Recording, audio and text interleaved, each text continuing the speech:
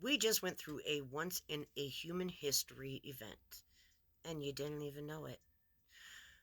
Never, ever before, as far back as we can calculate, using geometry, using the technology we have with the charts, and looking as the wheel turns, we have never had Pluto and the Sun move into a sign the way they just did together. We had it all move into Aquarius just hours ago. It is January 20th, 2024, and this has never happened before. Now, when you think of gears turning, a clock turning, there's a point where they all come back together, they all reset, and they all cross the same path eventually. So if we're talking 10,000 plus years and we can't find any sign of it happening, it's a big deal. When we look at Pluto and Aquarius, we look at deconstruction and reconstruction. We look at foundations such as the foundations of schools and the work schedule and the 9 to 5 and the work system, the system itself, politicians, all of it. We see it crumble, and then we see it rebuilt. It's usually rebuilt with something innovative, something new, and it's usually done with people who are outside of the box thinkers, usually pushed aside in life, misunderstood, a different way of seeing things, kind of enlightenment. We're talking about like Albert Einstein. We're talking about, I don't know, Nikola Tesla. These major events that we look back on, whether they are bad with the the French Revolution, or the Vatican coming into play and doing its thing, or any of these major events. I don't know, our Constitution, any of those things. Pluto happens to be in Aquarius, moving into Aquarius, from Capricorn into Aquarius. Capricorn is all about these systems we build. They're all about, the schedules we keep and the delusions we generally feed ourselves and tell ourselves that we need these systems to survive. However, that's not the way it is. That's not the way we work as humans. We don't sleep all night and stay up all day. We don't eat on a certain schedule, work on a certain schedule. Only for the last 200 years have we done that. Before that, we followed the seasons. We followed the temperature of the day. That's how if it's 100 degrees in the middle of the afternoon, we're not out there working, collecting our food, okay? It's just not what's going on. We wake up early, we rest in the afternoon, and we stay up at night to get things done when it's cool. Winter, our schedules change all throughout history. Our schedules have been based off of the seasons, not off of banker hours, not off of a school system that says that, I don't know, an 8-year-old, a 5-year-old that should be out in the world playing needs to go to school for, what, 8 hours a day? It's ridiculous. It's not a natural system to us. And many people are attached to this system very deeply. And this is where people are going to struggle.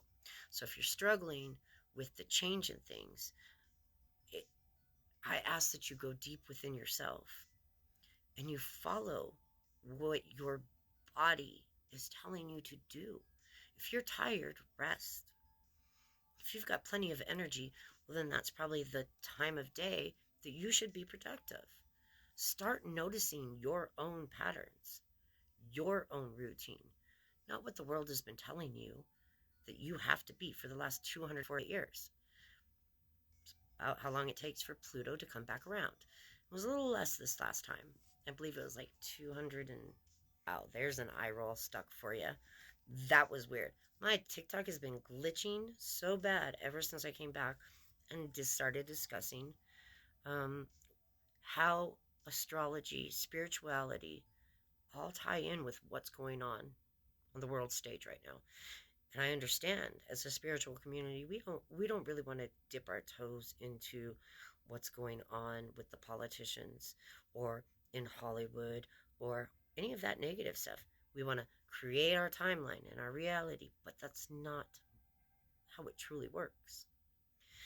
It may work for a little bit, but it's not sustainable. It's not something that you can keep going with. You can't just keep on going and expect that life is always going to be grand, because that's not balanced, and that's not nature. Nature is balance. Nature will always balance itself out. So if you give yourself too much of the good thing, expect to fall down and have a little bit too much of the bad thing at some point in time. It's all about balance. It's about grounding and rooting yourself in while you reach the stars. You know, it's moving forward and following your own instinct, your own internal clock, because we each have one. And depending where we are, and depending on who we individually are, what our soul's purpose is, will determine what our clock is. Now, somebody who has a different purpose than myself is going to have a different schedule than myself. You know, I'm learning this myself. I'm getting to learn to appreciate my own internal clock, just like I hope you do too. However, okay, let's get back to Pluto. Pluto in Aquarius. This is changing times. We are at this critical moment, and with this event happening, what does this mean? It means look at yourself as the sun. Okay, this is how everyone sees you. This is the character you express to the world, right? And then think of Pluto as the seed. The more you express your true nature, your kindness, your generosity, your love, your compassion, right? The better side of yourself, the love yourself, the more you spread this love outward, the more it ripples through, and the more that seed grows and turns into something beautiful. Because the next stop for Pluto is going to be Pisces. 2044, 2046, somewhere in there. We'll be moving into Pluto and Pisces, and that's all about spirituality, religion, daydreaming, the outside of the box kind of thinking, having your head in the clouds. It's Neptune's home, you know. So, and Neptune and Saturn are there right now trying to balance it out. Saturn's that rules and regulations and putting the law down. It likes that routine. It likes the restrictions. It doesn't like going outside. It doesn't like just winging it. Neptune is all about winging it and going with the flow. And we've got that trying to balance out, moving ahead of us, moving ahead of Pluto, balancing that out, clearing that space for once we reach that space. This next 20 years is all about a huge transformation. We're here. We're on that. We've crossed over that bridge. Yeah, sure, we dip back on it, you know, just for a little bit in November around election time. Go figure. That ought to be good. We'll see if that even happens. So, but we're moving forward, and it's time to, we're there. Set your foundation. But this isn't about writing it down and going by the book you just wrote, the plan you just created. This is about paying attention to what's going on around you. What is the universe asking you to do? If you're walking this way and you keep hitting road signs and saying, no, no, no, no, no, no, no, no, no, construction, then you might have taken the wrong path, and maybe try the other one. And if that one just seems to go your way and smooth and it just works out, you're probably on the right path. Matter of fact, I can guarantee you are. That's how we determine our path. That's how we realize what path we're on. That's how we recognize, you know, the alignment in life. And that is how we survive Pluto in Aquarius. Because everyone thinks it's just this rainbows and butterflies. And no, this is not how this goes. It is about, you know, it's going to reconstruct the whole thing. The next 5 years are going to be clearing the slate. That means we have to rebuild. That means things are going to fall apart first. And then we can rebuild. Go with it.